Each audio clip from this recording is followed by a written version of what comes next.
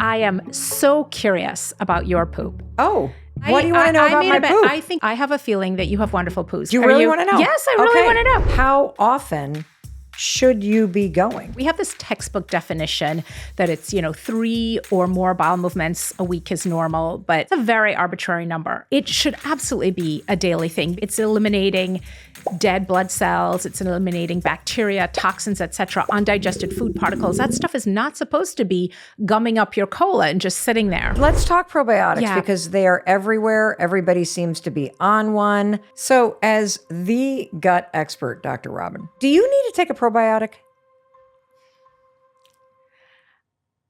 You need to eat an apple over taking a probiotic. What are the 3 small habits that you would like us to start implementing into our day-to-day life that will get our gut system working correctly? I would say it's hydration, it's movement, and it's...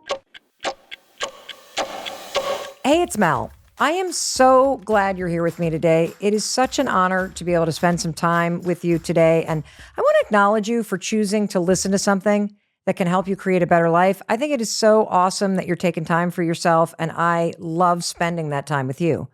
If you are a brand new listener, welcome to the Mel Robbins podcast family. I'm Mel Robbins. I'm on a mission to inspire and empower you with tools and the expert resources that you deserve so that you can create a better life. And the other day, I read this crazy piece of research.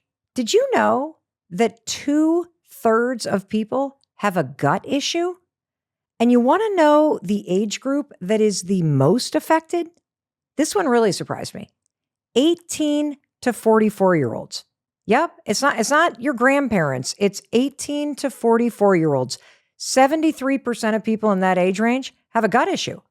So if you're feeling bloated, or you're constipated, or you have IBS, or you're constantly popping the tums, and you wish that you could do something about it, or maybe somebody that you love has one of these issues, well, I have booked you and me an appointment with the #1 gut health medical doctor.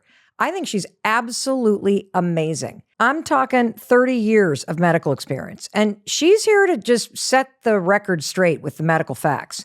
She's going to say, throw out your supplements and the probiotics, because there are simple things that you can do. In fact, you should do starting today to have a healthier gut, to beat the bloat, settle your IBS, and address constipation once and for all, which you will also learn may be caused by a very surprising issue in your childhood. And you're also going to learn the extraordinary role that your gut health plays in your immunity, energy, mental health, estrogen production, and so much more. This is a master class on your gut health that absolutely everyone that you know needs to hear. So let's jump in, and please help me welcome Dr. Robynne to the Mel Robbins podcast. Dr. Robynne, I'm so fired up to talk to you today. I'm so excited to be here. Thank you so much for having me. We're going to go all things gut, not just the obvious things, but we're going to talk about gut brain, gut immune, how the gut is your engine for your entire body. It drives all the processes. And I think we're going to really give people a new way of looking at the gut and how powerful it is. Absolutely. And what I also love about your work is you take all this science and distill it down into simple things that I can do. You listening are going to be able to walk out of here and know exactly what to do to take care of your health, to make your gut better. And you're going to understand why this matters so much. So, Dr. Robynne, here's where I want to go next. It does seem like everybody I know has a gut issue. It's like the bloating and the IBS. Are you finding that in your clinical practice? Gut issues seem like they're on the rise? They're absolutely on the rise. And as a gastroenterologist, all I see are gut issues. So, I've always seen a lot of gut issues, but if we look nationally, there was a study done last year by MDVIP, and they found that 2/3 of Americans suffer from gut issues. The highest number is in the 18 to 44 age group. Why? 73%. I think a lot of it has to do with the food that they're eating. They're eating more ultra-processed foods. They're busy. They're on the go. I think there's a lot of stress, and that has a profound impact on the gut. And I think they're also more aware, which is good, right? I mean, it's good to be aware that, this isn't functioning properly. But that's the highest percentage. And what they found, the American Gastroenterological Association did a survey, and they found that 40% of Americans, and this is across the board, said that they had GI issues to the point where it was interfering with socializing, with running errands, with exercising, with having sex, with libido. Wow. And to me, the really frightening part of all of this is the AGA launched a campaign called Trust Your Gut around this. 1 in 3 Americans do not feel comfortable talking to their doctor about gut issues and will only raise it if the doctor asks. It's like, don't ask, don't tell. Because of embarrassment. And honestly, Mel, this was a reason when I read this last year, I was like, oh no, I've got to do something about this. Like, I want people to be a medical detective. Like, you turn around and take a look at that poo. You tell me what it looks like. If you need to poke around in it with a stick, understand, why do you have gas? Why are you bloated? Why are you backed up? We have to educate people about this, how this works. And the education that I see out there is mostly the biohacking, take this supplement, do, this crazy diet. That's not fixing things for people. I mean, the more of that we have, I think the sicker people are. So what we really need is we need people to understand how this stuff works. Yeah. The very basic. For the person who's listening, who is in the 2/3, who are experiencing a gut issue, they love somebody who is, what is available to them if they truly take to heart everything that you are about to share today, Dr. Robynne? Not only is it possible for you to feel better in your gut, because your gut is your engine, it's possible for you to feel better in your whole body, for you to have a clearer mind and less brain fog, for you to feel less fatigued, for your immune system to work better so that you're not overreacting to things with food allergies, or you're not underreacting to things where you can't clear infection. So the gut is a thing that unites all these different organs. And that's a thing that makes me so optimistic, because unlike when you think about genetic diseases, you sort of get what you get, you don't get upset, you're dealt a bad genetic hand. But our gut is changing all the time. When we think about our gut microbiome, which I know we're going to talk a lot about, we know from a study that was published in the journal Nature in 2014, they put people on a sort of heavy, high animal protein, high fat, Atkins type diet. And then they rested them for a week and they put them on a diet that was more plant focused. And they found that within 30 hours of the food hitting the gut, things changed dramatically. The bacterial composition changed, the genetic composition changed in terms of the genes that were turned on and off. And the great thing here is you don't have to be a vegan. You don't even have to be a vegetarian. You just have to eat more plants. You have to do some basics. And in fact, the American Gut Project study from 2019 that asked the question, what do you have to do to have a super healthy microbiome?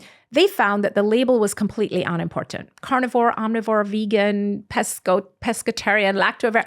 It was simply the number of different plant foods people ate, with 30 or more different plant foods a week being the magic number. So you can have your porterhouse of whatever it is that you're going to have. I mean, all my vegan friends will be very upset, but from a health point of view, there are reasons to consider eating less animal protein in terms of the ethics and climate change, et cetera. But from a health point of view, you can definitely tolerate a little animal protein on the plate. You can tolerate a lot of things on the plate if you are crowding it out with enough of the healthy stuff, with some plants and some water and some movement and some of these basic things. You just said 30 plants. So are you saying 30 different types of plants, or are there 30 like ones that are better than others? Like 30, as the gut doctor, what should we do? 30 different plants per week. And when I say plants, you get credit for fruits, vegetables, nuts, seeds, herbs, spices, beans, whole grains, all of them.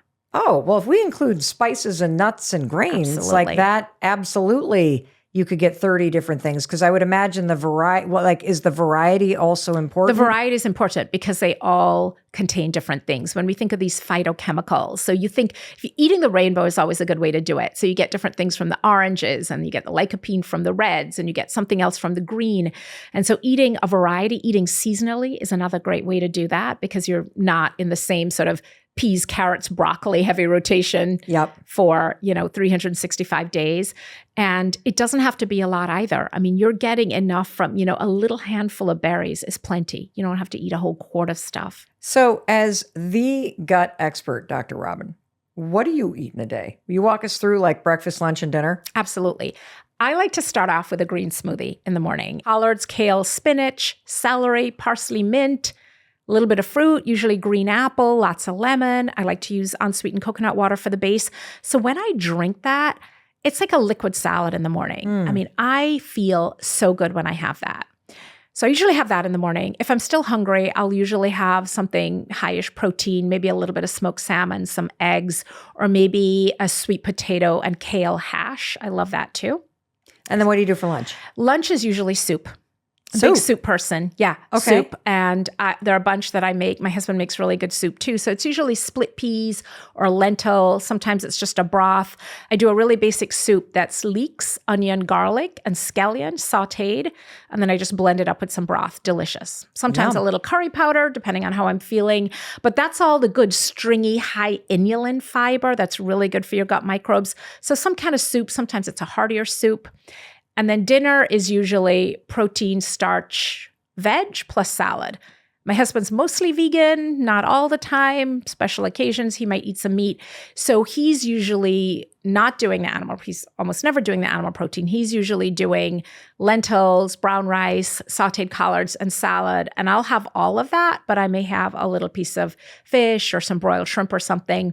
But it's lots of legumes. It's lots of beans and greens, basically. And then some whole grains. Love brown rice. Eat it probably most days. Love squash, sweet potato, yams, yucca, all of that stuff. No wonder you're glowing. This sounds absolutely amazing. So do you need to take a probiotic?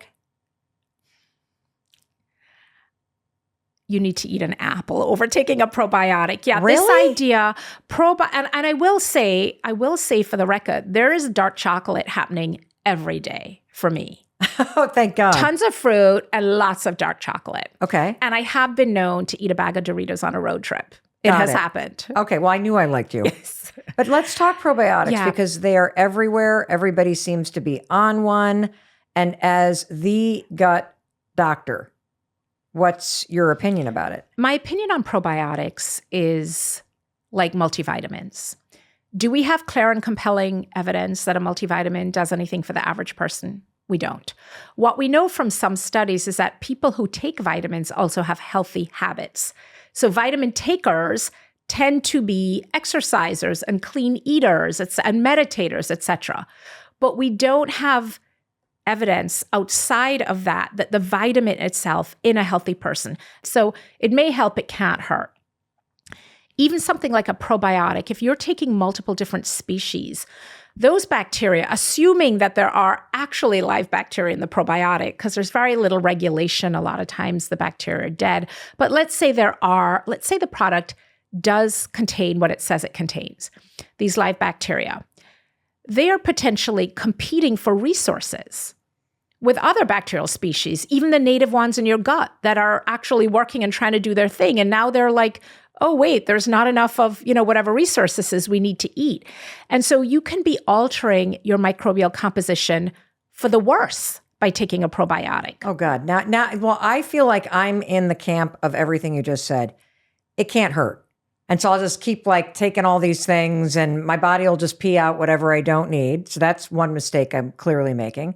Second mistake that I'm making is I'm taking the probiotic and then I'm taking a different probiotic. And then I'm also eating the yogurt and the kimchi. And I'm just making this gigantic sort of bacteria salad. But eat the kimchi for sure. Right. I mean, we have great data on fermented foods. And a lot of this is from the Sonneborn lab at Stanford. So kimchi and sauerkraut are this powerhouse combination of pre, pro, and postbiotics.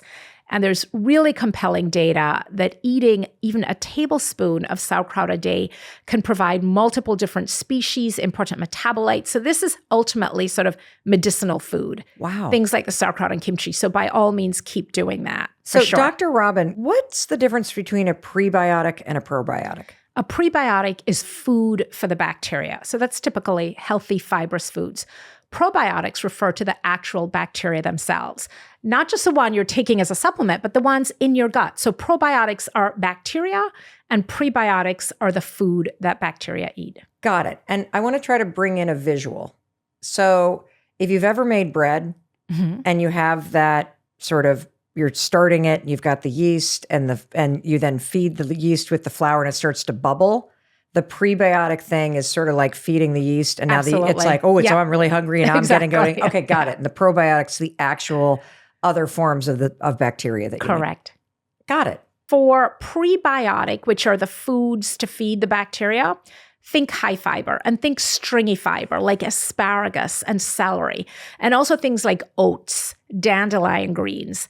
These are all great foods, fibrous foods to feed your bacteria. For probiotic foods, think about fermented. They also contain prebiotic with the fiber, but think about fermented foods because those are producing bacteria during the fermentation process.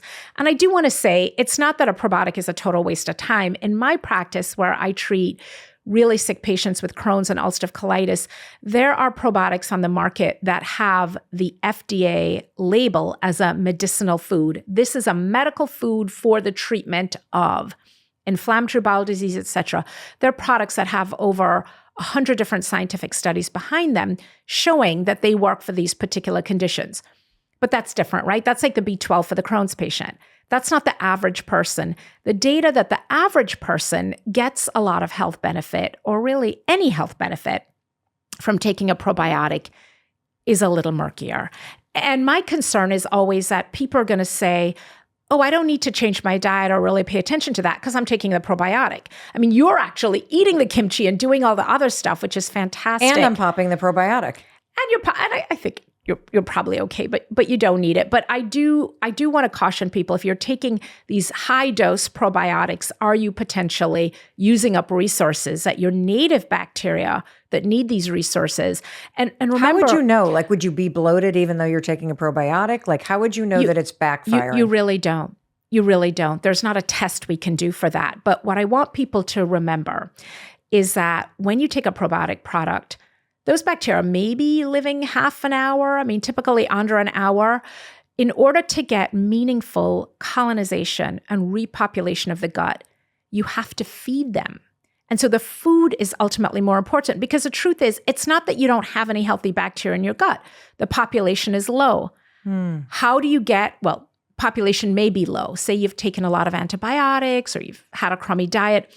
How do you manipulate the microbiome and get those healthy species to grow? By feeding them, not by bringing in more species that are basically going to hang around 20 minutes and then you're going to poop them out. So it's really this whole idea of repopulation and recolonization. And we do that by feeding what's already there. And that has been shown, and that's the American Gut Project study with the 30 different plants. When they ask the question, what is the most effective way, what is the most important thing to do to have a healthy microbiome? And this is a study done in over 10,000 people, 40 different countries. So really meaningful data.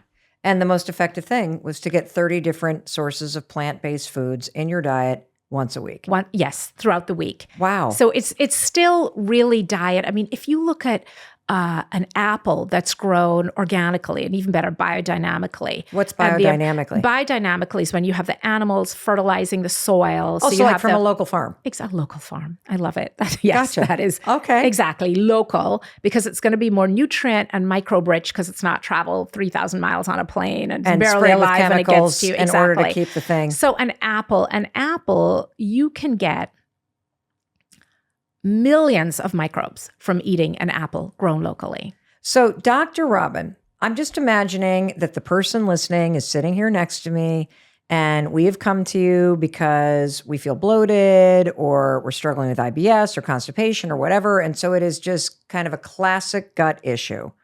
What are the 3 small habits that you would like us to start implementing into our day-to-day life that are the best things that we could do that will build a healthy, beautiful kind of gut microbiome and get our gut system working correctly?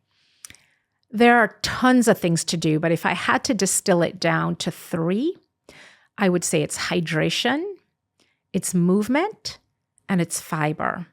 And the movement, it's smooth muscle. It's not skeletal muscle, so it's not under voluntary control. But we know that movement creates nitric oxide. And nitric oxide is part of what keeps the heart healthy and keeps the gut healthy. And so the movement stimulates peristalsis. If you don't have things moving through in a timely fashion, not only do you have symptoms like bloating and constipation, but you also have stasis of those intestinal contents, and you have bacterial overgrowth because things aren't moving through. So the movement is really important. And I found that since pandemic, so many of us are so sedentary. I know that I'm not at the hospital a few days a week anymore, back and forth, where I'm probably walking 4 or 5 miles every day. I'm sitting a lot more. And I think we've seen a huge effect of that, of the effect of being sedentary on the gut. So we need to stimulate gut peristalsis. The people we see with the worst GI problems are people in nursing homes. And it's not because they're elderly, it's because they're not moving. Wow. So movement is really key. Hydration, I can't say it enough times. Plumbing. We've got to unclog those pipes. And then the fiber, because the fiber feeds our gut microbes so they can ferment that fiber, create all the healthy metabolites. And it doesn't have to be like some enormous kale salad. It can literally be grab a carrot as you're walking out the door and chomp on it. Throw an apple in your car, eat some nuts, something basic, ideally something unprocessed, right? I love how accessible this is, because based on everything that you are teaching us, your body is naturally designed to work in the correct way. It is plumbing. It's trying its best. And so if you drink water, if you get all different kinds of plant-based fibrous foods in, the research says try 30 different types of spices and foods and that. And if you simply walk more, you're saying that that's 3 things that we can do that will help over time create a healthy gut? Tremendous benefits. Tremendous. The water thing is like a drug when you really start to, and I was one of those people who for years walked around sort of dehydrated. I mean, I drink a lot if I was at heated vinyasa flow yoga or running. But other than that, I was like, I can't be getting up. I mean, I'm seeing patients. I don't want to get up every 5 minutes and have to pee. And then I started measuring and drinking 100 ounces of water. I noticed a tremendous difference. I mean, I already have pretty good poos, I have to say. I can brag. I'll show you some pictures later, Mal. Oh my God. But these, just dramatic improvement. And they perk up, like how briskly they come out because things are lubricated. I really do want to dig into having you help us understand specific gut issues like bloating and IBS and some of the things that people really struggle with. But before we go there, I would love for you to explain to us, why should we care about a healthy gut? And what I'm trying to ask is, what is it impacting when your gut is healthy and when it's not? You said earlier that there's a big connection between your immune system and your gut health, which I didn't know. And so if you could just elevate this issue for us at the highest level, like why beyond our plumbing working does your gut health mean total health? The gut immune connection is probably the most important connection for the gut and other organs. You have the gut lining, and on one side, you have the trillions of microbes in your gut, your microbiome, and on the other side, you have the immune cells. And that gut lining is only 1 cell thick. It's a razor blade separating your gut microbiome from the immune processes. And it's a hand in glove relationship. They're working together. Literally, the microbes are like the lookouts and they're like, something problematic coming along. They trigger the immune system. In some cases, they actually kick on the lining of the gut. They push on it to trigger the immune processes. It's a physical interaction sometimes.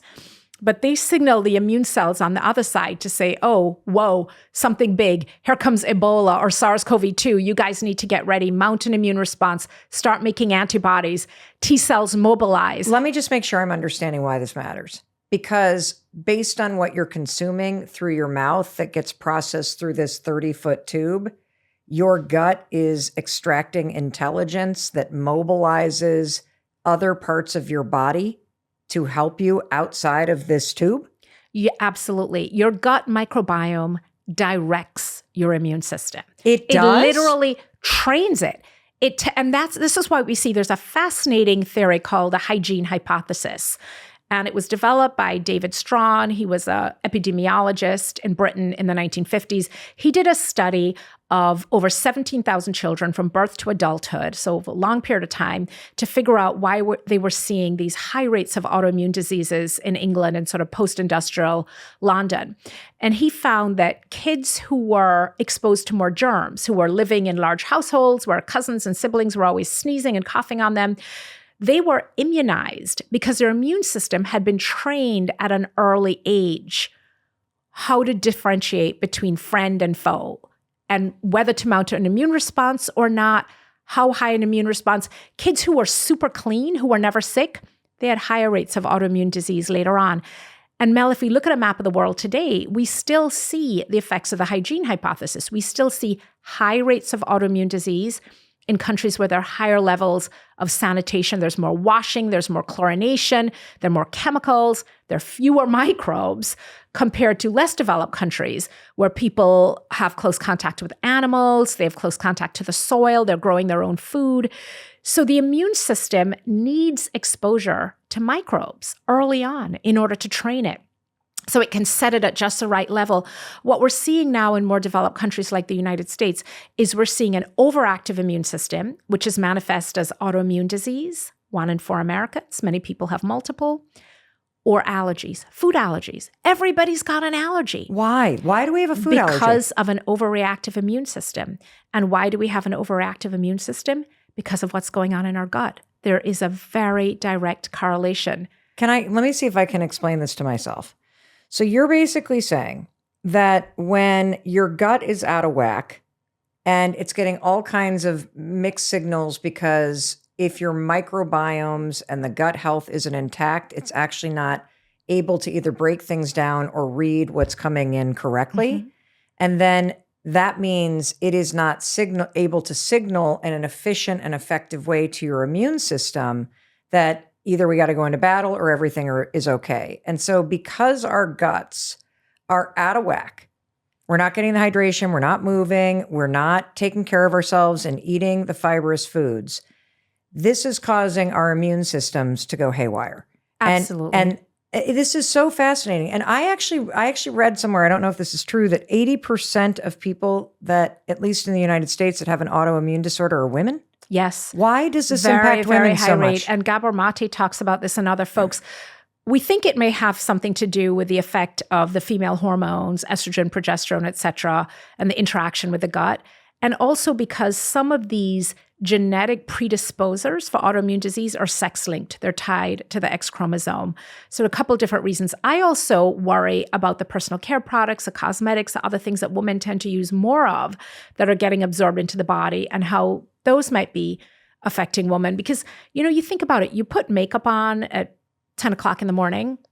At 10 o'clock at night, it's like, where's the makeup? It's all gone. Where's it gone? It's got absorbed into our body.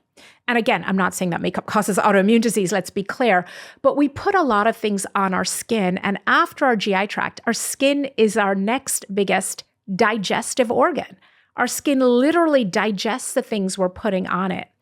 And so we have to also think, what are we putting on our hair, our skin, et cetera, that could be getting absorbed into our body that could potentially be triggering an immune response. So that's just one of several theories. And like most diseases, like cancer, like dementia, it's not one cause. Right. It's multiple different factors. But is there research, or do you see in your clinical practice, if you are doing these interventions that anybody can do, drink more water, move your body, eat more like fibrous foods in your diet, when you can start to get your microbiome and your gut health and your plumbing working as it should, do you see an impact on an autoimmune disorder? Most of what I do in my practice now is helping people with complex autoimmune disorders like Crohn's and ulcerative colitis get off immune suppressing drugs. And do you know how we do it, Mel? No. We do it with diet and lifestyle. And if you had told me 27 years ago when I finished my GI fellowship that I would be treating complex autoimmune diseases with food, I would have laughed at you. And I would have said, haha, that's hocus pocus, craziness. But now when I think about it, I think about my colleagues saying to me, does that stuff really work? And I'm like, are you asking me as a fellow gastroenterologist if what you put into your gut affects what's going on in your gut? And you're asking me, is that how it works? I mean, of course that's how it works. What we put into our gut profoundly impacts what's going on in our gut. And what's going on in our gut profoundly impacts what's going on in the rest of the body. So, it is very contrary to the prevailing wisdom of all the biologics and the immunosuppressants you see advertised on television, and that's a gazillion-dollar industry.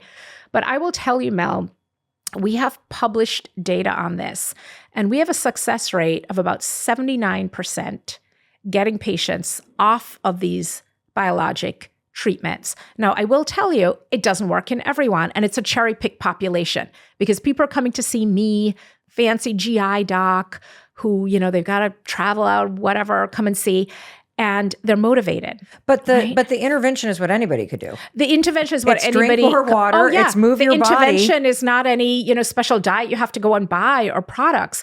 It is. I mean, we sometimes do use this very high potency probiotic, the one I mentioned that has the indication as a medical food for IBD. We'll often use that in conjunction, but it's always with dietary change. And I'll tell you the diet that I put patients on. What is the diet? It's similar to what I eat. It's a green smoothie in the morning. And I tell them, if you do nothing else, do this green smoothie, get in your 3 leafy greens, a little celery, the parsley and mint are for me just for flavor, fruit, ice, little lemon for taste, get that in the morning. And I usually start people on about 12 ounces, and then I work them up to 40 ounces of this green smoothie. Okay. And it's all just stuff you buy at the supermarket. And I always felt like I was sort of alone out there in the wilderness saying, eat food, real food, it will make a difference. So green smoothie in the morning. And I tell people, look, if you're still hungry, have some eggs, make an omelet, definitely have something else for sure. Yeah. And then for lunch, it's usually something based around plants. So I'll encourage my patients, I'll say, get a salad. That's usually easy for people to get. Sure. And if you want some animal protein, go for it. But make sure it's a big salad, and ideally put some chickpeas in there, some hummus on the side. So lots of plants. Okay. And then for dinner, if you are an animal protein eater, your protein, your starch, your 2 veg plus salad. And that's it. There's the formula. It's sort of sensible eating.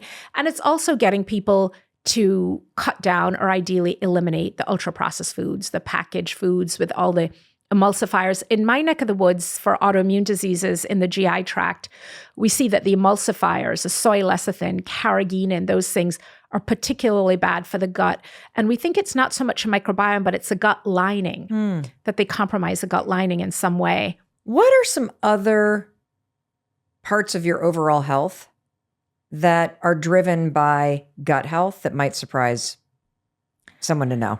Your estrogen levels. I did not learn this in medical school. When I found this out a decade or so ago, I was mesmerized by something called the estrobolome. And the estrobolome refers to a collection of bacteria in your gut that metabolize estrogen. So when the estrogen is made primarily in the ovaries and a little bit in the adrenal glands, and it travels through the bloodstream to all the different parts of the body that have estrogen receptors. And that's not just the uterus, that's also heart tissue, different parts of our brain, et cetera, that have estrogen receptors. And then the estrogen that's not used gets transported, it gets into the bile, and it gets excreted into the gut, and it gets recycled through the gut. So there's certain bacteria in the gut that help to recycle that. Some of it gets excreted out, and some of it gets reabsorbed back through the lining into the bloodstream. If the estrobolome is disrupted, you get higher levels of reabsorption than you should, and you end up with a situation called estrogen dominance, where you have too much estrogen on board. And that is associated with a lot of conditions, with fibroids, with endometriosis, with a lot of the menopausal symptoms we think of. And again, this isn't the only reason for sure, right? But this is, most people don't realize that the gut plays a huge role in estrogen metabolism. So if you've been taking antibiotics nonstop for, whatever they may have been prescribed for. Decades? Exactly. Not, I had a strep throat, I took antibiotics, but somebody put you on antibiotics for your skin, told you have a chronic inflammatory condition, maybe rosacea, take these antibiotics. Or because you're getting frequent urinary tract infections, take the antibiotics every time you have sex. And, that could add up depending on who you are. So many of the patients I see, and so many women in particular, are put on these suppressive antibiotics, not to treat an actual infection, but to treat inflammation or to prevent an infection. And that ends up being ruinous to your gut bacteria, and that ends up affecting your estrogen metabolism and throwing your estrogen levels off balance. So I really, particularly for my menopausal woman, and particularly because I'm menopausal myself, really take a gut-centric approach to that, to really look at, you've got to have a healthy gut if you want to go through menopause successfully. And there've been some really interesting articles. Dr. Neil Bernard at the Physicians Committee for Responsible Medicine, and they're very much a plant-based organization. They published a study that looked at a plant-based diet for vasomotor symptoms in menopause, for hot flashes. Way more effective than hormone replacement. Wow. And the thing that I find in my patient population is it doesn't have to be a completely plant-based diet. Now, Neil and his colleagues, who are wonderful people, would tell you that it should be. But, we live in the real world, and not everybody's going to become a vegan to control their hot flashes. But just eating more plants and eating a plant-based dinner, having your last meal before you go to bed be primarily plants, can help dramatically. If I want to induce a hot flash, I don't have them anymore.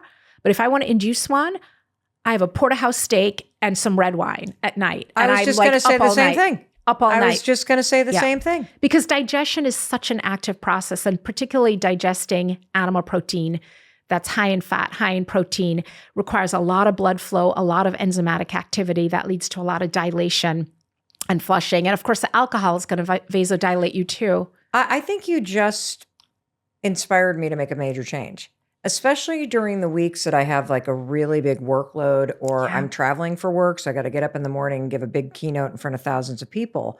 I always think, I should have a steak tonight. I should have a piece of fish tonight. I should have a big protein thing to like carry me through. And what I'm gathering from you is I would be way better off if I heavy loaded on the leafy greens and the vegetables and a lot of water at night, because it would allow my gut to just flush itself. Rest and digest. Yes. Yeah. And think about, the protein can be sating and it can carry you through, but think about having a high protein breakfast the day before. Like have an omelet the day before, or have more protein at lunch, but then for dinner, really lighten it up early and light. Soup and salad. Perfect. I love this because so many of the experts that have come on, because we've been talking to a lot of people about hormones and menopause, and for women in particular, how you age well so that you have energy and you're strong and you're able to be like vibrant and as you age. And so much of the message is about resistance training and just lots and lots and lots of protein, right? And so I think really trying to get the big protein in the morning and at lunch is the way to go. But I'm learning so much. Can you explain the connection between the gut and the brain to the person listening? The gut-brain connection is another fascinating one. I think gut immune and gut brain right now. We have a whole separate nervous system in our gut called the enteric nervous system. And it's many, many millions of nerve cells. In fact, we have about 7 times the number of nerve cells in our gut that we have in our spinal cord. Not as much as we have in our central nervous system, clearly, but the gut is a very innervated organ. Lots of nerve cells. Okay, gotcha. It also communicates directly with the brain via the vagus nerve, the 10th cranial nerve, messages going back and forth. The gut also is where most of the neurotransmitters are produced. Serotonin, the feel-good hormone, dopamine, several others. Most of them are produced in the gut. They're co-manufactured by bacteria. I think that is a surprise to most people because you hear the word serotonin and you think brain. Yeah. But you're here to tell us, Dr. Robynne, no. Your gut health is critical because the serotonin that you need, most of it is manufactured in a healthy gut. In a healthy gut. So what we see is that with a disrupted gut, we see abnormalities in mood, in cognition, in memory. And conversely, because it's bidirectional, it's gut affecting brain and brain affecting gut, we see the brain influence on gut motility, enzyme secretion, and absorption of nutrients. So you've got to have it in balance. And it's not either or. It's not either you take an SSRI or you eat healthily. It's both. But the idea that you can, and particularly for young people, the idea that you can take a young person who's struggling with mental health issues and they can be, eating Cheetos and cheeseburgers while you're medicating them and you're not paying attention to what they're eating is magical thinking. We have to pay attention to that for brain health also. Is there a scientific link between like depression and anxiety and gut health? There are. And like a lot of these conditions, it's multifactorial. But I'll give you just a basic example. There's a bacteria called Campylobacter jejuni, which is a common cause of foodborne illnesses. And sometimes people will get it with a traveler's diarrhea when they're out of town or something. In mice, if you inject a large inoculum of Campylobacter jejuni, you induce anxiety in mice. What's a human correlate for that? Post-infectious irritable bowel syndrome, which is what we refer to when somebody has a change in bowel habits that's happening after an infection, often after an infection like Campylobacter jejuni. Post-infectious irritable bowel syndrome doesn't just affect your bowel habits, where now the bowel habits are irregular, maybe they're looser, they're more frequent. It also frequently involves changes in mood. People will say they're more anxious. I went to the Caribbean, I got traveler's diarrhea, I was in Mexico, I got Montezuma's revenge, and I came back and my bowel habits haven't been the same, but I also find I'm more anxious. My mood seems to have changed. And we think a lot of that is mediated through the change in the microbiome. Wow. Let's talk about IBS, because I have a number of friends and family members that are struggling with it. So what should somebody do if they think they have IBS? What would you say, these are the steps I would take before you go running for some sort of drug? Number one is you have to figure out what is causing it. And I like to think in terms of general categories. So is it something mechanical? If you're a woman, when was your last ultrasound? Do you have a big fibroid? Could there be endometriosis? Do you have an anteverted uterus or a prolapsed bladder or something that's pressing on it? So what is the anatomical, mechanical thing going on that could be causing symptoms? Okay. Medicine cabinet is a big one. And it's not just prescription drugs, but it's also over-the-counter and supplements. So you need to look at the side effects. And what am I looking for? All of them. You're looking for things that have GI side effects: nausea, vomiting, diarrhea, constipation. And Isn't that every medication at this point? It's a lot, but I'll tell you, when they list side effects, they list the most common ones first. It's like ingredients at a food label, right? So the most common ingredient is listed at the top. And by common, you mean this is the Plentiful. side effect we see the most. Exactly. Okay. Yes. So if you see nausea, vomiting, abdominal pain, constipation, diarrhea in the top 5, and you are having some of those symptoms, that's something that's worth checking out. And again, not advocating that you take a drug holiday on your own, but talk to the prescriber. And here's the thing, your psychiatrist might be prescribing a drug for you for anxiety, and the drug may be helping your anxiety, but it may be causing a whole different problem in the GI tract. I have to remind people that just because something is helpful doesn't mean it's a good idea. And I tell people all the time, if you're tired and I gave you some cocaine, it would pep you right up. But does that mean cocaine is a good idea for treating fatigue? So in my practice, I spend so much time trying to undo sort of medical misadventure, I like to call it, where a very well-meaning physician prescribes something for his or her neck of the woods, a kidney problem, a psychiatric problem, a lung problem, and it's going great for that problem, but it's messing up my organ now. So we're very siloed in medicine. The nephrologist is the kidneys, and the pulmonologist is the lungs, and everybody's just sort of focused on their thing. And because the medicine cabinet is such a problem in the GI tract, and as you said, Mel, but don't all these drugs have GI side effects? Many of them do, because you ingest them. So they potentially affect the pH of the gut, they potentially affect the gut lining, and they potentially affect the gut microbiome. And then those things affect the immune system, et cetera. So it becomes a sort of whack-a-mole. Like you whack one problem here, your high blood pressure, fantastic, the blood pressure is controlled. Now we have a problem over here. So we whack that with another medicine. And so it's polypharmacy. And when I see people, the first thing I want to figure out is this a side effect I'm treating? Because it often is, right? So is their constipation or their bloating a side effect of a medication they're taking? And the sometimes challenging thing is people don't want to hear that. They want like the magic potion, like give me the magic supplement probiotic that's going to make this all go away. So I have people bring their medications, their over-the-counter, the supplements, everything, and I lay them all out on the table.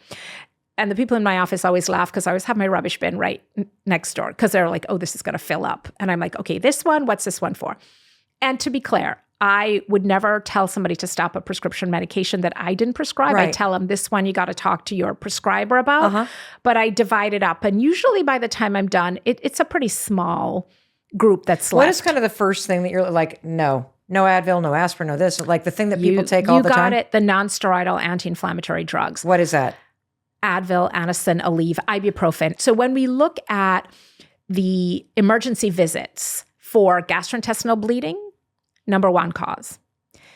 Too much ibuprofen. Wow. People don't realize that over-indexing on this stuff can cause fatal gastrointestinal bleeding.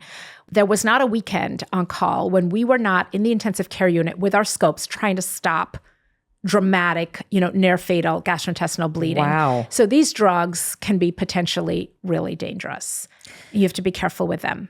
And I'm assuming that if this is kind of the detective work you're doing, that it's still the same three things that you would recommend in terms of movement and water and diet to overcompensate. But you gotta, you can't fill a bathtub with the stopper out, right? So if you're trying to improve gut health, fill the bathtub, you have to make sure that it's stopped up, that you're not draining all the good stuff you're doing out. So I like this concept of personalized medicine, but personalized medicine, not in the sense of like, all these wonky tests and supplements, but personalized medicine in terms of sitting down and really figuring out what are the things that you're dealing with and what is a background noise? What is a platform on which your symptoms or illness live? Is that platform standard American diet, only eat a broccoli floret once a week because you're only vegetable? Is it massive amounts of antibiotics in childhood, as was the case with my daughter? Is it really sedentary and no time outside? So you've got to look at that platform, see what you can change, and then start to add on, right? You don't just start adding on all the medication without really, and even thinking about the other medication. How are these 4 other medications you may be taking for high blood pressure or something else, how are they affecting the liver? I think this is so amazing because I hope as you're listening to Dr. Robynne, you're waking up and realizing if I can get the 3 kind of main things right, it probably creates a foundation for better health overall, which helps me sort out what I should be doing and what I shouldn't be doing. So, Dr. Robynne, here's where I want to go next. One thing that I want to talk about with you today is poop. Like, what should we be looking for? What's healthy? What's not? My favorite thing to talk about. And Mel, I am so curious about your poop. If you are willing to share, I know I'm not the only one who wants to know, like, what are Mel Robbins' bowel habits like? Well, I'm the kind of person, you ask the question, I'm going to tell you. So I'm happy to talk about my poop. I have a feeling that you have wonderful poos because you have this glow. You seem really healthy. Do you really want to know? Yes, I really want to know. So I am a once a day person. Excellent. I typically go in the morning and I have one of those little stools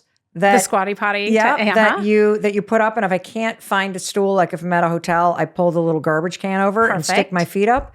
I have like a very, I think it's healthy. I mean, I don't even know what healthy poop is. I just know that when it comes out kind of in one shape, perfect, and it's somewhat soft and held together, and there's not a lot of strange objects in it, that's probably healthy. I don't like it. Like if I have a situation where I'm not doing well and I'm super stressed, I might go a day without pooping, but typically never more than a day or 2.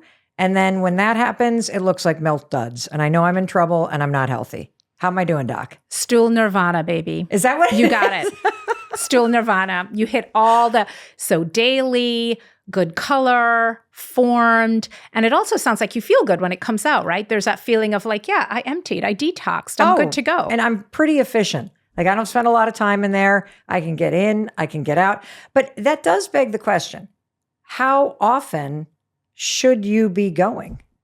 How often do you eat? Do you eat every day? Of course. At least once a day? Yes. You should be eliminating once a day. So this idea, we have this textbook definition that it's, 3 or more bowel movements a week is normal. But if you're going under 3, you're constipated. It's a very arbitrary number. And when we think about constipation, we're usually thinking about things like consistency. Is the stool hard or is it soft? How much is coming out? But it should absolutely be a daily thing because that's what it is. It's elimination. It's eliminating dead blood cells, it's eliminating bacteria, toxins, etc., undigested food particles. That stuff is not supposed to be gumming up your colon and just sitting there, right?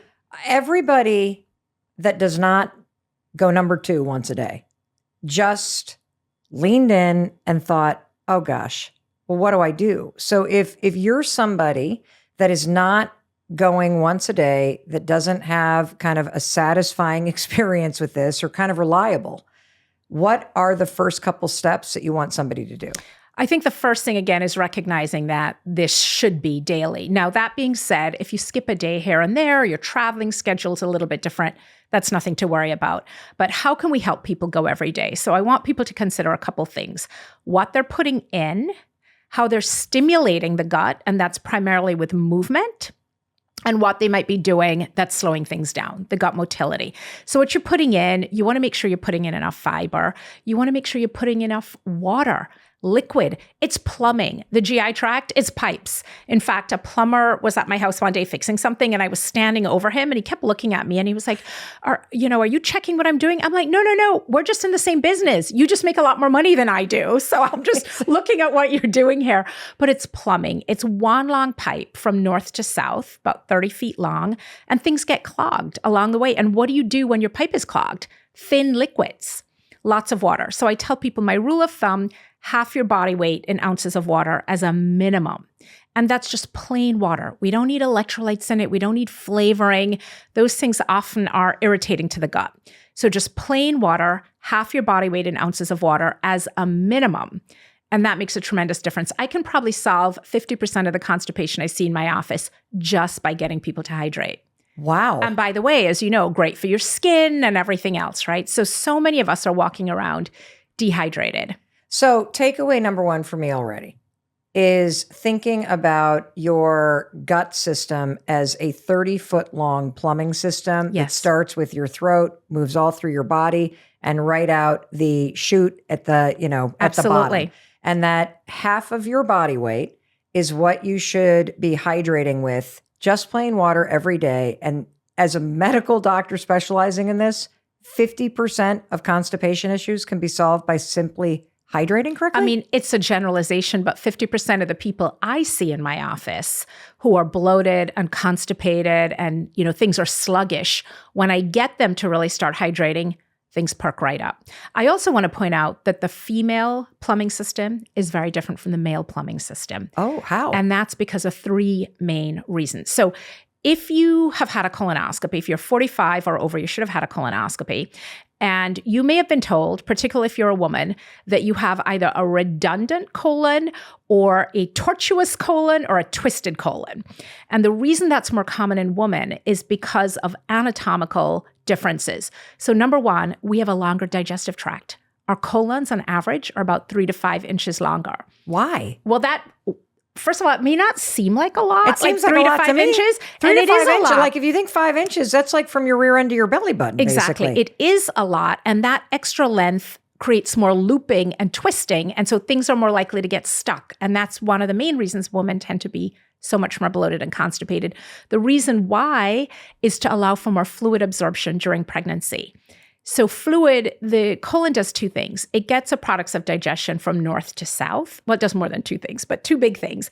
And then it also reabsorbs water from the inside, from the stool, through the lining of the colon into the bloodstream. So the reason that women have a slightly longer colon is so that when we are pregnant, we can reabsorb more water through the colon to maintain the amniotic fluid. Let me just see if I can extract that so that those of us without your amazing medical knowledge and degrees understand this.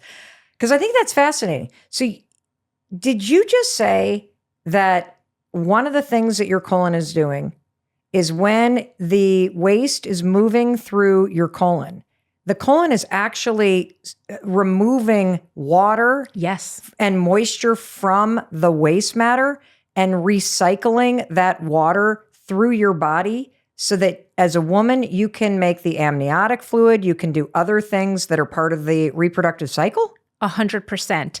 And so if you were to go up into a colonoscopy as somebody is having a bowel movement, which I don't recommend, we like to have the colon cleaned out when we're doing that. What you would see is that when the stool hits the top of the colon, it's liquid. What? It's liquid and it's green. It's bilious fluid. And as it moves through the 5 to 7 feet of colon at the end, the fluid gets reabsorbed so that what comes out at the end is a beautiful Mel Robbins, Stool Nirvana, chocolatey brown, gorgeous. We need to make some t-shirts for you that say, I have great poops. Oh my God. Like I don't know if I want people looking in the toilet and going, that looks like Mel Robbins right That's a there. Mel Robbins smiling right back at you. Yes. So at the end, you get this chocolatey brown thing. So how do you turn liquid green at the top of the colon to solid brown at the bottom? The colon reabsorbs the fluid and all the bacteria that are primarily in the colon. You have bacteria throughout your whole GI tract, but they're concentrated at the bottom. The bacteria get dumped in, the dead bacteria and the dead red blood cells, and that turns it brown. And so that process happens in the colon. The absorption of nutrients, the vitamin A, D, E, and K, the iron, all that stuff gets absorbed upstream in your small intestine. So the function of the colon, transport the products, reabsorb water, ferment the products of digestion with all the gut bacteria so that you end up with a chocolatey brown stool. This is fascinating. So the longer colon is just reason number one. Reason number two, why we're more bloated and constipated, is that we have a deeper, wider pelvis. The female pelvis is called a gynecoid pelvis, and the male pelvis is an android pelvis. What that means is that our colon falls deeper down into the pelvis where it has to compete for space. What else is in the pelvis? Your uterus, your fallopian tubes, your ovaries, your bladder. That's a lot of hardware. In men, they just have a prostate gland that's about the size of a walnut. So there's much more room. If you look at two skeletons side by side, male and female, you can tell the pelvis is like wings and the male is straight.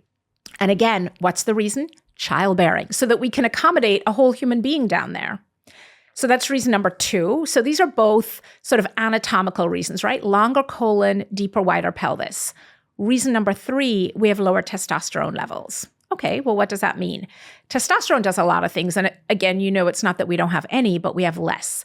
And one of the things testosterone does is it makes the muscles in the body kind of stronger, more rigid. Mm-hmm. So men have a tighter abdominal wall because they have more testosterone. So even a man with a big bear belly, he'll complain about having a bear belly, but he won't complain about being bloated because underneath his bear belly is a nice tight Spanx. And we've got a stretched out Spanx because of the lower testosterone levels. So these three things really conspire to bloat and constipate us. And if you look at the medical literature, you'll see all these articles about why colonoscopy is harder in women. It takes longer. We require more sedation.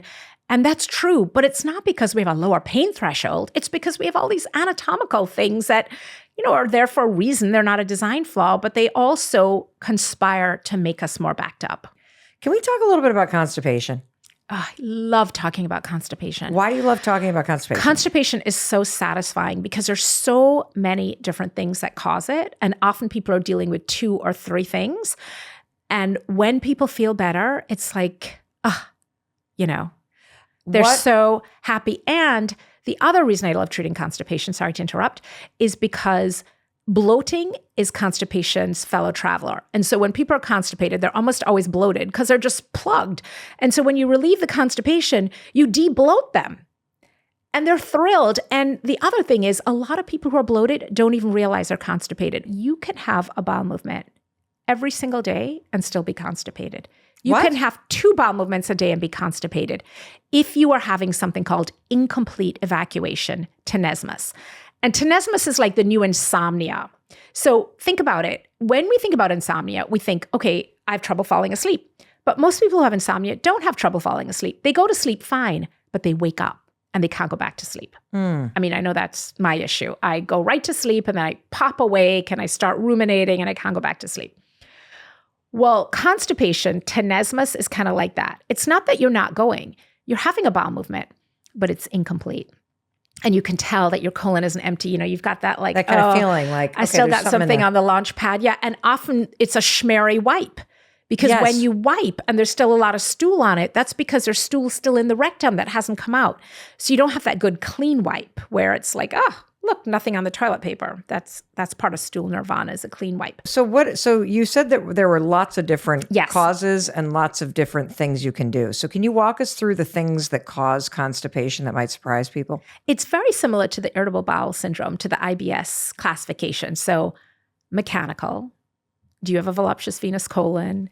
Do you have fibroids? Have you had surgery and you have scar tissue? Do you have a prolapsed bladder or rectum? So what's going on mechanically? Medicine cabinet, I think I beat that horse to death. And then hormones. Do you have potentially undiagnosed hypothyroidism? Do you have, are you early menopause and now you're more constipated because of that? And remember, perimenopause starts like 10 years before you stop having your period. So could it be a hormonal problem? Could it be a physiological motility problem? And the motility is very tied to the composition of the gut bacteria. So believe it or not, antibiotics that you took 10 years ago and affected your microbiome can now be causing your gut to slow down or go too fast and not function properly. I have somebody that I love that is chronically constipated and like will go 4 or 5 days. And that is consistently what their experience is. And what do you think the reasons are? Have you done any sleuthing? I have. And it's a very healthy person, exercises all the time, has a very clean diet, does not take not a lot of medication, young. And I personally think it is an issue with the muscles and not like somehow training yourself to clench when you should be releasing. It's a huge category, and I'm so glad you brought it up because I had overlooked that when we were talking about it. So can you describe what this means? Because I think for people that also have you're shy about pooping it's around shy people. Bowel. The medical terms are things like anismus, and some of these are pelvic floor issues. And I know you've had pelvic floor people on, but it is tightening when you should be releasing. And what we're talking about here now isn't really a pelvic floor issue. It is a muscular issue, and it's exactly what you said. Shy bowel, the technical term is parcopresis. It's also called psychogenic fecal retention, and it's classified as a psychiatric problem, but there's some really important physiological things that make me think it's misclassified as a psychiatric problem. So could somebody have constipation and you actually have shy bowel? Like 100%. You get in there and you're so constipated and you're like, why can't I get like common. And then as you're like stressing and tensing, you're actually in this almost like traumatic response to pooping because you're so stressed about being constipated. Is this like a thing? It's the immediate stress, but more so, it is what happened before. So people who tend to hold their poo in. Yeah. So you have to have a bowel movement, but you're in the subway and there's not a good bathroom, or you don't have time. You're at the airport and you're worried that your flight's going to board without you, or you're at school and the bathroom's gross and there's space between the door and people can see and hear and smell and, there's noise associated with it. It's one of the most important things for bowel hygiene is to not have stalls. Because even people, like I am the least shy about bowel movements, but I mean, I don't want to have a bowel movement in public, but I don't care. I'll be in the stall talking to you.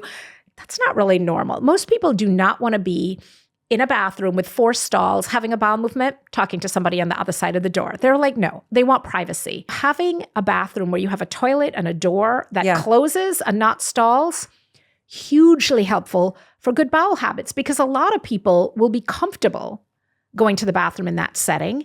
So you have these 2 muscles. You have the internal sphincter, which is under involuntary control. Meaning it's going all the time. It's pushing clenched Maddie. tight. It's clenched tight to prevent leakage. Yep. And then you have the external sphincter, which is under voluntary control. And that's the one that you open or close, depending on whether you're trying to push a stool in or out.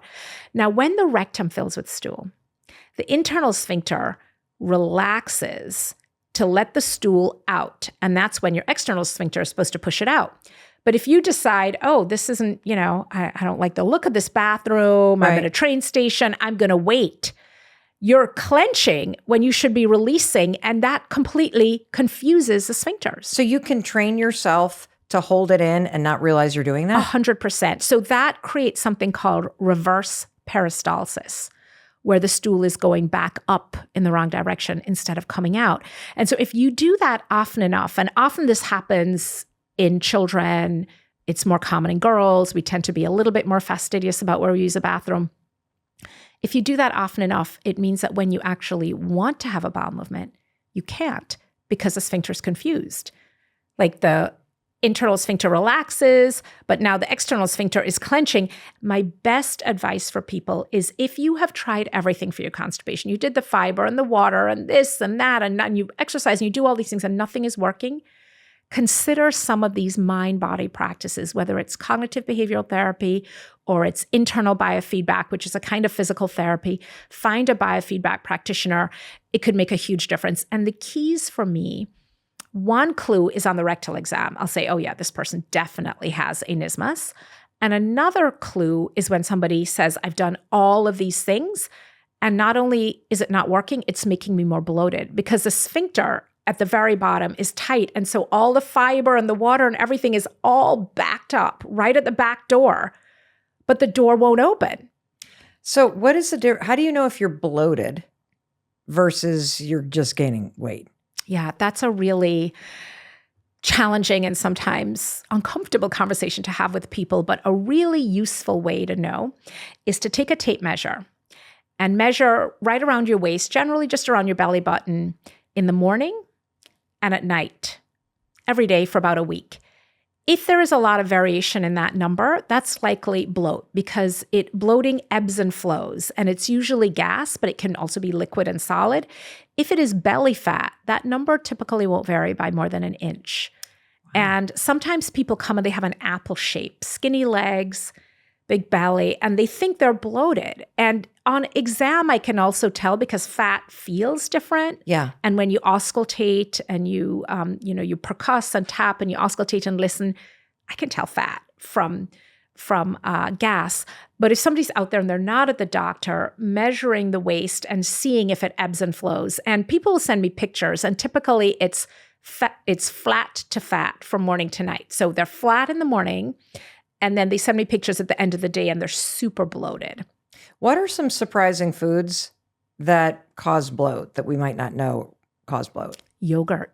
Yogurt? Yogurt. Because somewhere between 60 and 70% of the world's population is lactose intolerant.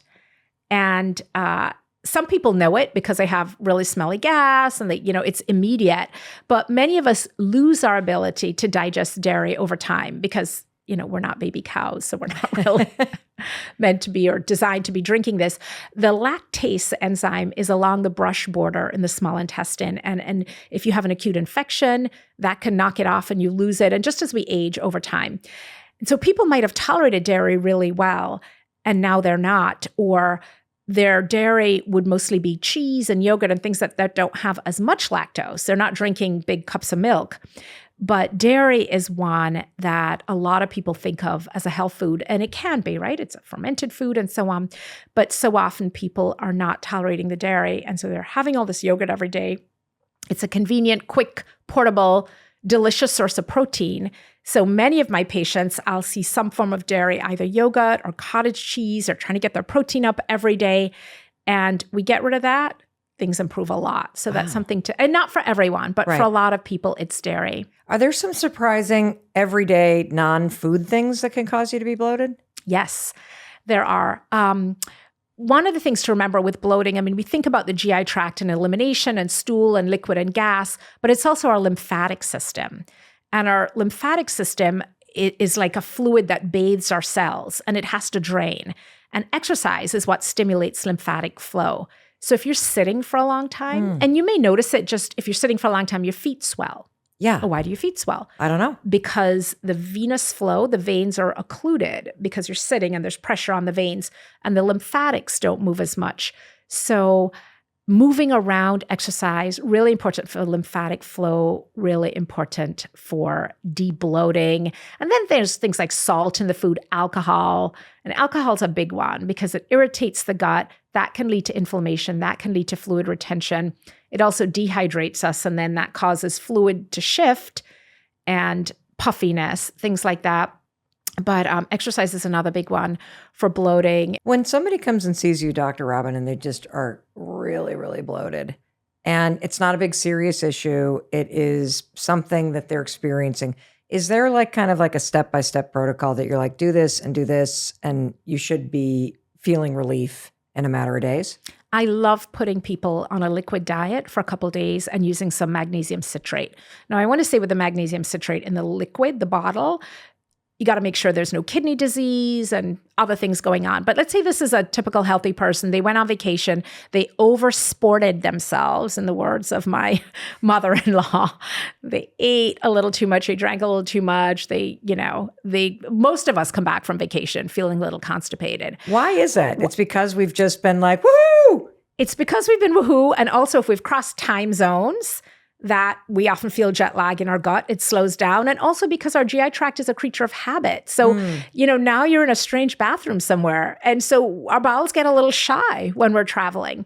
So my favorite thing in that situation is to put them on 2 days of a clear liquid diet, which could be broth and tea and green juice as opposed to a smoothie. And do that for a couple of days and a little bit of liquid magnesium citrate at night. Not too much. We don't want to blast things. Like a teaspoon? No. The typical bottle of magnesium citrate is about a soda bottle. So maybe a quarter of that. A quarter of it. A quarter of that. So like a cup of the liquid magnesium citrate. Make sure if you haven't taken that you know where the bathroom is, because magnesium citrate for some people, it will work overnight. And for some people, it could work like right in now. A couple hours. Yeah. So I like that because, again, the stimulant laxatives that have senna, things like that, those are really hard on the colon. Colon can become dependent. Some of them have an impact on the microbiome that isn't great. But the liquid diet, that is a great way to sort of reset, to decompress. Most of the time when your colon is uncomfortable, stop eating liquids. It works great. And you see with animals in the wild, when they're sick, they stop eating. You won't see a dog who picked up a parasite chowing down on their food. In fact, that's often how we know they're sick. Like in addition to the fact that we're looking at their stool, they're not eating. So that is still really helpful, what we call NPO, nothing per orum, nothing by mouth, and it doesn't have to be that extreme, but going to liquids and eating less to allow whatever it is to come out. And that could be true even for something that's infectious. If you have a mild case of infectious diarrhea, a foodborne illness, and your GI tract is trying to expel that, and you're having diarrhea and you're vomiting and it's trying to eliminate it, don't go adding a whole bunch of food on top of that, right? And make it harder. If your GI tract wants to empty, let it empty. Get it all out and then start again. So that's my favorite thing, is just to do a little mini cleanse. How does stress impact our gut? Stress has a huge impact on our GI tract. So we talked about the gut-brain connection and the neurotransmitters, et cetera, but stress triggers our sympathetic nervous system, and that's our fight or flight. A parasympathetic nervous system is our chill out, rest, and digest. So if you think about having to, get away from the tiger that's chasing you, you need the blood flow to go to your brain and the large muscles in your body, your quadriceps, your hamstrings, so that you can run and get away from danger. Digestion itself is a very active process. It takes a lot of enzymatic activity, a lot of blood flow. So when you are stressed, all the resources are diverted away from your GI tract. And so stress can really impact digestion negatively because it will affect not just the way the digestive enzymes are secreted. It can decrease acid secretion. It can decrease other digestive enzyme secretion. But we know stress can also increase the population of unhealthy microbes. There was a famous experiment that was done in college students, and it found that during finals, certain more pathogenic bacteria could increase 1,000-fold in an hour. Just start multiplying and multiplying and multiplying. And you think about when college students are stressed, they're not sleeping, they're not eating well, they're over-caffeinated, and now their microbiome is out of whack. So stress has a really profound impact. The question comes up a lot, Mel, with people who have irritable bowel syndrome, particularly folks where there hasn't been one or two more specific causes found. And they want to know, well, is stress causing this? What I find in the GI tract is stress isn't usually the entire reason, but it can be a really major contributing factor. What are symptoms that indicate that there may be something more serious going on with your gut, Dr. Robynne? Red flags in the GI tract are really important. And those would include things like blood in the stool, weight loss, vomiting, abdominal pain, not like a little discomfort, but, like ooh, that really hurt. Those are the things. Unrelenting nausea. Those are the things that I would say get thee to a gastroenterologist and quickly for those things. Dr. Robynne, you have this 10-day plan for a better gut, and you call it the Gut Bliss Method. Will you walk us through it? The Gut Bliss Method consists of removing, replacing, and restoring. So the first part is to remove foods, practices, medications that are potentially harmful to your diet. So that would be things like ultra-processed foods, alcohol, non-steroidal anti-inflammatory drugs, and excessive antibiotics. And for practices, it may be something as simple as not taking enough time to have a bowel movement. So removing those things. And the idea behind that is kind of like the bathtub. If you're going to fill the bathtub, you got to make sure the stopper is in. You don't want to be trying to fill a bathtub with a stopper out because you're eating foods, taking medications that are still causing a problem. So that's remove. Replace is trying to add in those extra healthy bacteria, not through a probiotic primarily, but through exposure to nature, through fermented foods that we talked about, the powerhouse combination of pre, pro, and postbiotics, and those sorts of really healthy, high fiber and fermented foods to replace the gut bacteria. And then the restore is how do you restore overall health? And a lot of that focuses on mind-body practices, on getting outside, on getting quiet, reducing stress, and of course, hydration is a big part of it. So it's simple. It's stuff that anybody can do. It's not expensive. I mean, you need access to some good food and you need to actually eat it. But what I find, whether I'm seeing a patient who has complicated Crohn's disease or somebody who's just a little bloated, it is incredible how much of a difference these basic principles make. And I came up with them over, it's been a couple of decades of practice. And not to say that some of the fancier things don't play a role also, right? But what I find the majority of the time, it's really getting people to pay attention to these foundational things that they can do. These are not things that require a gastroenterologist. I mean, you may need to go to the gastroenterologist for the evaluation for sure, particularly if you have alarm symptoms. But these are things that anybody can build into their everyday routine. And I know that it doesn't sound super sexy. Well, where's the fancy, magical food and supplement? But believe me when I tell you, Mel, I have done thousands of colonoscopies, seen thousands of patients in the 30 plus years since I graduated from medical school. And these are the things that make a difference. And the beautiful thing is you can see a difference quickly. You may not be able to reverse your autoimmune disease quickly if that's part of the goal, but in terms of that tangible return on investment that your gut is going to give you when you sit down and you have that stool Nirvana for the first time and you're like, damn, is this what it's supposed to feel like? Like I just detoxed in the most profound way. I freaking love you. I feel so smart, and I literally want to go to the bathroom so now smart. and just enjoy having a poo. I would love, Dr. Robynne, for you to talk directly to the person listening because you have been so generous and have poured into us. There was so much that you taught us, that you equipped us to be able to do. If there was one thing that you really want them to remember, that they walk away and that they implement today, what would that be? Eat more plants. Eat more plants. You don't have to be vegan or vegetarian or any of it, but plant fiber is the most important food for our gut microbiome. It doesn't mean there are not other things that aren't helpful, and it doesn't mean the other stuff you're eating is bad, but we have to feed our microbiome. We have to nourish and nurture it, and we do that with plant fiber. Whether it's just a carrot stick as you're going out the door, or an apple that you throw in your bag, or it's a more complicated, lentil bowl, eat more plants.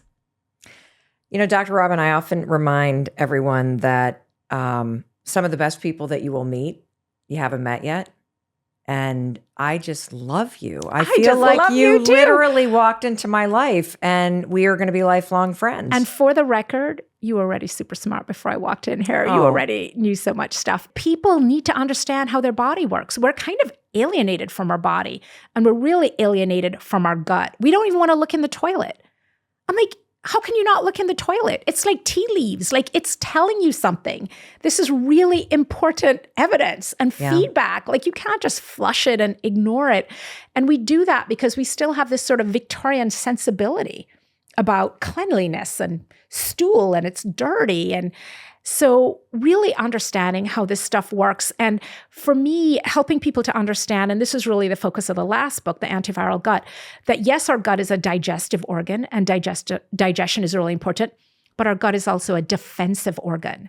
Stomach acid isn't just there to digest food. It also kills pathogens. Our gut lining literally protects us from pathogens so that bacteria and viruses can't penetrate and get into our bloodstream and travel to the rest of our body. Our stool eliminates not just waste matter, but toxins. So there's a huge defensive element to our gut. And if we want to stay healthy, we got to keep these defenses going. We got to protect these defenses and understand them. So I'm so grateful to have a chance to come on and explain all this stuff. I'm so grateful that you're here. And so the person that was listening to us didn't just feel smarter. They felt seen. They now understand themselves. And more importantly, you know what to do and you know why this can work and why it matters. And that means somebody's going to try it. And the simplicity of it is also something that I really love because let's face it, we're all busy. If you can't fit it into your already crazy busy life, you're not doing it. If you can't remember it when you stop listening to the two of us, you're not going to be able to do it. If you can't share it with your friend who has irritable bowel syndrome or your, son or daughter or your husband who has a problem with constipation, if you can't remember what to tell them and why it matters, you're not going to be able to help them. Absolutely. And so I so appreciate spending this time with you. I would sit next to you in a public bathroom in open stalls and chit chat all day. And so thank you. What are your parting words? I want people to remember that when they have these symptoms in the GI tract of bloating and constipation and heartburn, so often these are not illnesses that are just falling out of the sky. This is your gut trying to communicate with you. It is knock, knock. In the case of heartburn, why did you have that porterhouse steak at 11 o'clock last night and the 2 glasses of red wine? You should have had that at 1 o'clock, had a salad at night. So it is your GI tract giving you feedback. Why is it giving you feedback? To keep you alive, to keep you healthy, to protect you, to try and prevent you from doing it again. But what do? We don't listen. We just block acid and keep on going. Now, there are, of course, these alarm signs, right? Blood and severe pain and so on. But most of the symptoms, the common symptoms, the indigestion, the constipation, the bloat, these things, it is your GI tract saying, knock, knock, and trying to communicate with you. And my whole goal is to translate this stuff to basically teach people gut language. Let me tell you what your GI tract is saying and how you can respond. And once people do that, they don't need me. And that's the goal, right? I'm superfluous. I'll just see you at the farmer's market. Hey, what's up? Or in a public bathroom. Hey, exactly. We'll be chatting. Robynne? You should not, if somebody is continuing to come and see me year after year after year, aside from chronic autoimmune diseases, it means I'm failing. I'm not doing my job. If I was seeing you for constipation 10 years ago and you're still constipated, you should fire me because I needed to have given you the tools. I needed to have translated for you so that you now speak gut ease and you understand and you know exactly what to do.